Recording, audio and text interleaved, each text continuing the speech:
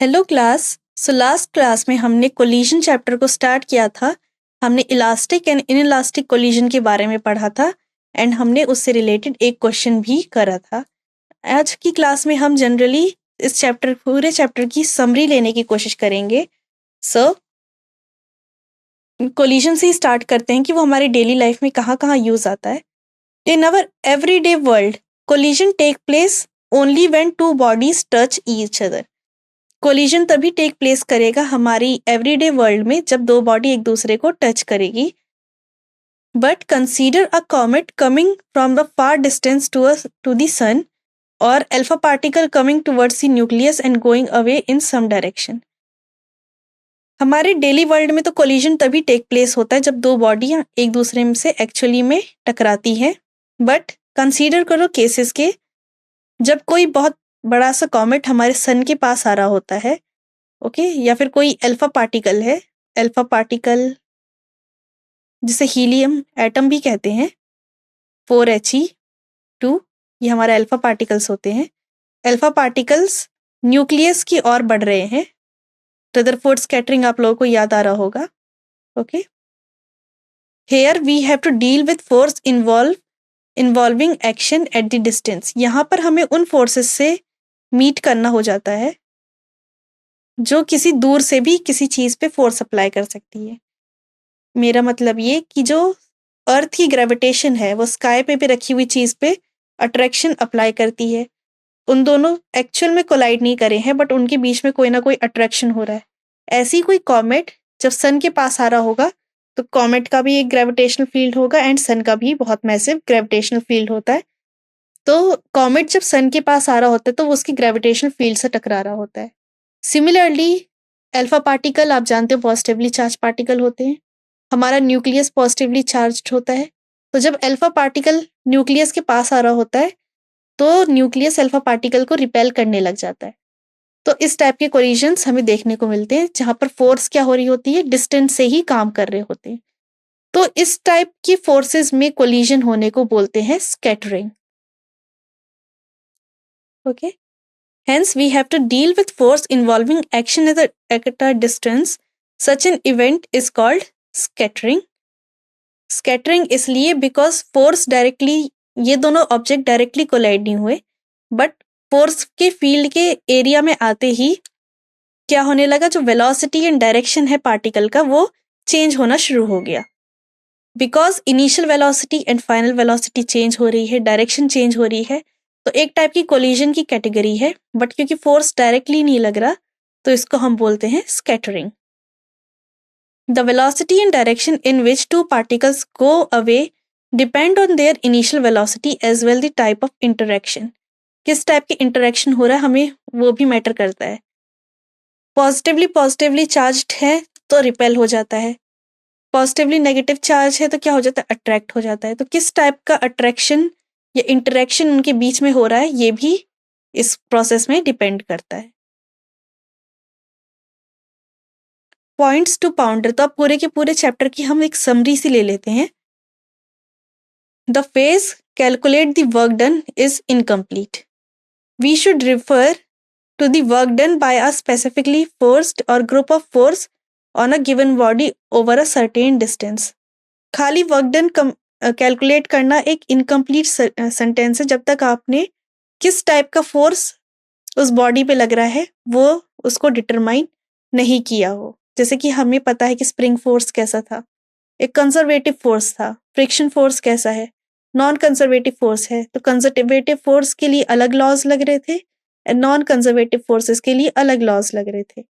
Okay, तो खाली calculate the work done word यह सेंटेंस इनकम्प्लीट है जब तक हम फोर्स को डिफाइन नहीं कर रहे हैं। वर्क डन एक स्केलर क्वांटिटी है बिकॉज वर्क डन का फॉर्मूला क्या था, F vector dot D vector. Work done positive negative कुछ भी हो सकता है बिकॉज डॉट प्रोडक्ट का मतलब क्या है, F D cos theta. Because 0 से 90 कॉस थीटा पॉजिटिव होता है and 90 to 180 degrees cos theta negative होता है। तो वर्क डन पॉजिटिव भी हो सकता है एंड नेगेटिव भी हो सकता है, बट वर्क कैसी क्वांटिटी है, एक स्केलर क्वांटिटी है। वर्क डन बाय फोर्स और viscous force on a moving body is negative. Friction force या कोई विस्कस फोर्स को हम समझेंगे, जैसे कि फ्रिक्शन फोर्स जमीन और ऑब्जेक्ट के कांटेक्ट से लगता है। विस्कस फोर्स लिक्विड में जब किसी ऑब्जेक्ट पे फोर्स लग रहा होता है जो उसके मोशन को अपोज कर रहा होता है, उसको विस्कस फोर्स कहते हैं। तो फ्रिक्शन फोर्स या विस्कस फोर्स जो मोशन को अपोज करने वाले फोर्स होते हैं, उसके लिए जो वर्क डन होता है वो कैसा होता है, वो नेगेटिव होता है। बिकॉज कोई ऑब्जेक्ट मान लो ऐसे चल रहा है, तो फ्रिक्शन फोर्स इस डायरेक्शन में हमेशा वर्क कर रहा होगा। एंड आप जानते हो हमेशा 180 डिग्री का एंगल बन जाएगा, एंड कॉस 180 डिग्री -1 होता है इसीलिए। Force between for two bodies the sum of mutual force exerted between them is 0 for Newton third law. Okay, आप सब जानते हो कि एक बॉडी यहाँ टेबल पे रखी हुई है, तो जितना एक्शन होगा उतना ही इस ऑब्जेक्ट पे एक रिएक्शन फोर्स लग रहा होगा। एंड हम जानते हैं कि F12 इक्वल होता है -F21। तो इस टाइप के एक्शन रिएक्शन फोर्स का पेयर का अगर हम सम करें, F12 प्लस F21, ये हमेशा किसके इक्वल होता है, 0 के इक्वल होता है। पर जरूरी नहीं है कि वर्क डन हमेशा work done bye 12 plus work done bye 21 हमेशा 0 हो, ये जरूरी नहीं है। किसी किसी केस में ट्रू हो सकता है, पर सारे केस में ट्रू नहीं हो सकता। Okay, work done by a force can be calculated sometime even if the exact nature of force is not known. Work done calculate किया जा सकता है कुछ केसेस में, अगर हमें फोर्स का एग्जैक्ट नेचर भी नहीं पता। हमें नहीं पता कि फोर्स कैसी है, फ्रिक्शन फोर्स है, कौन सी फोर्स लग रही, ग्रेविटेशनल फोर्स है, बट फिर भी हम वर्क डन कैलकुलेट कर सकते हैं। Okay, the work energy theorem is not independent of Newton second law. जो वर्क एनर्जी थ्योरम हमने जो पढ़ी थी, change in kinetic energy equal होता है वर्क डन के, ये न्यूटन सेकेंड लॉ से इंडिपेंडेंट नहीं होती है, ये हमेशा ध्यान रखना है हमें। Not independent of Newton's second law. The work energy theorem may be viewed as scalar form of second law. Work energy theorem को आप एक स्केलर फॉर्म समझ सकते हो न्यूटन सेकेंड लॉ का। न्यूटन सेकेंड लॉ क्या क्या कहता था, change in force with respect to time give momentum.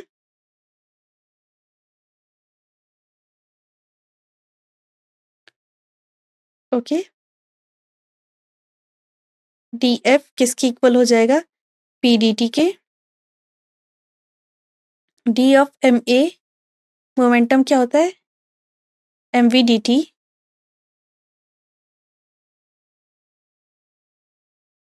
मास को एज अ कांस्टेंट हमने ट्रीट किया, एम डी ए इक्वल हो गया एम वी डी टी। अब डी टी को हमें डी वी बनाना है,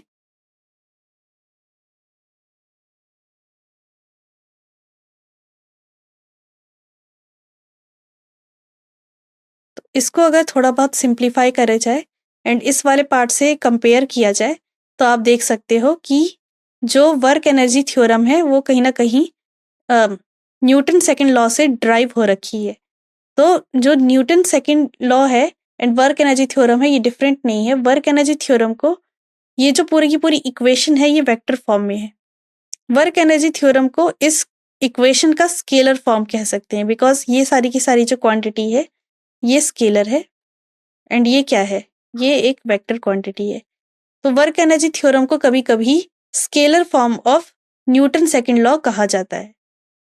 the principle of conservation of mechanical energy may be viewed as the consequences of work energy theorem for conservative force.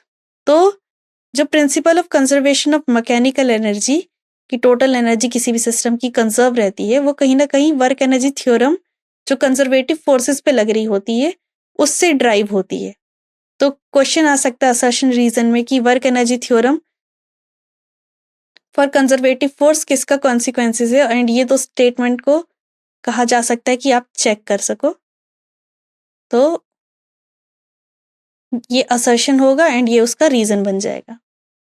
इस चीज का हमें ध्यान रखना है। Next, the work energy theorem hold in all inertial frame. पूरे chapter में हमने फ्रेम की बात नहीं करी थी, बट हमेशा याद रखना क्योंकि क्वांटिटी कैसी है, कंजर्वेटिव है, तो work energy theorem Newton second law से कहीं ना कहीं बनी है, तो ये थ्योरम होल्ड करती है सारे के सारे इनर्शियल फ्रेम में। इसको नॉन इनर्शियल फ्रेम के लिए भी एक्सटेंड किया जा सकता है, एंड नॉन इनर्शियल फ्रेम के लिए कैसे एक्सटेंड करते हैं, स्यूडो फोर्सेस को डाल के। तो हमें अगर वर्क एनर्जी थ्योरम को नॉन इनर्शियल फ्रेम में अप्लाई करना है तो हमें स्यूडो फोर्सेस को भी इंक्लूड करना होगा, फिर उसके बाद नेट फोर्स कैलकुलेट करना होगा, जिससे net work done find out होगा। ओके, अब पोटेंशियल एनर्जी के बारे में। The potential energy of a body subject to a conservative force. अगर पोटेंशियल एनर्जी किसी कंजर्वेटिव फोर्स से बन रही है, is always undetermined up to a constant. एक कांस्टेंट तक उसको डिटरमाइन किया जा सकता है, मतलब उसकी एक पूरी सीरीज होती है एंड सीरीज के कुछ ना कुछ हम पार्ट्स ले लेते हैं, तो एक कांस्टेंट तक ही उसे डिटरमाइन किया जाता है। फॉर एग्जाम्पल, जैसे कि हम जानते हैं कि पोटेंशियल एनर्जी का जीरो हम अपनी मर्जी से चूज कर सकते कि यहाँ से ये पोटेंशियल एनर्जी इस वाले पॉइंट पे जीरो होगी एंड इस वाले पॉइंट पे हमें पोटेंशियल एनर्जी कैलकुलेट करनी है, तो इसको हम वी एज्यूम कर लेते हैं। तो जीरो हमारी मर्जी है कि पोटेंशियल एनर्जी का जीरो कहाँ ले। तो पोटेंशियल एनर्जी एक तरीके से एक रिलेटिव क्वांटिटी है। For gravitational field potential energy is mgh। Gravitational field के लिए पोटेंशियल एनर्जी mgh है जब हम ग्राउंड की पोटेंशियल एनर्जी को जीरो ले लेते हैं। सिमिलरली स्प्रिंग की जो पोटेंशियल एनर्जी होती है वो हाफ kx² होती है जब हम इक्विलिब्रियम पोजीशन को उसका जीरो ले लेते हैं। Every force encountered in mechanics does not have any associated potential energy। जरूरी नहीं है कि जितने भी फोर्सेस हमने अप्लाई करे हैं उन सब के पास उनकी पोटेंशियल एनर्जी होगी। पोटेंशियल एनर्जी का फॉर्मूला एक तरीके से अगर हम देखा जाए तो F/d ही तो होता है। ठीक है, पोटेंशियल एनर्जी के साथ कोई ना कोई फोर्स एसोसिएटेड है, इसकी कोई गारंटी नहीं है। For example, work done by the friction over a close path is not zero. एक क्लोज लूप है, उसमें work done by the friction, ठीक है, नॉन जीरो होता है and no potential energy can be associated. And इस friction के साथ हम कोई भी पोटेंशियल एनर्जी कैलकुलेट नहीं कर सकते। तो ज़रूरी नहीं है कि हर एक पोटेंशियल एनर्जी के साथ कोई ना कोई फोर्स एसोसिएटेड हो, and generally non conservative force के साथ कोई भी पोटेंशियल एनर्जी एसोसिएटेड नहीं होती है। ओके, अब कोलिजन की बात करते हैं। तो during collision total linear momentum हमेशा कंजर्व्ड रहता है। काइनेटिक एनर्जी तब कंजर्व्ड रहती है जब कोलिजन इलास्टिक हो, नहीं कंजर्व्ड होती है जब कोलिजन इनइलास्टिक हो। ठीक है, तो kinetic energy conservation apply after the collision is over and does not hold at every instant of collision. अगर हम सारे कोलिजन को, इवन इलास्टिक कोलिजन को अगर हम बहुत ज़्यादा जूम इन करके देखें तो हमें दिखेगा क्या कि जो दो ऑब्जेक्ट हैं वो पहले एक दूसरे को डिफॉर्म करते हैं, एक दूसरे की शेप चेंज कर देते हैं। ओके, यहाँ से डिफॉर्मेशन आने शुरू हो जाती है एंड देन मटेरियल अपना डिफॉर्मेशन सही कर रहा होता है एंड फिर उसके बाद जो दूसरी एनर्जी प्रोड्यूस होती है उसकी वजह से हम कहते हैं कि टोटल काइनेटिक एनर्जी कंजर्व्ड रहती है।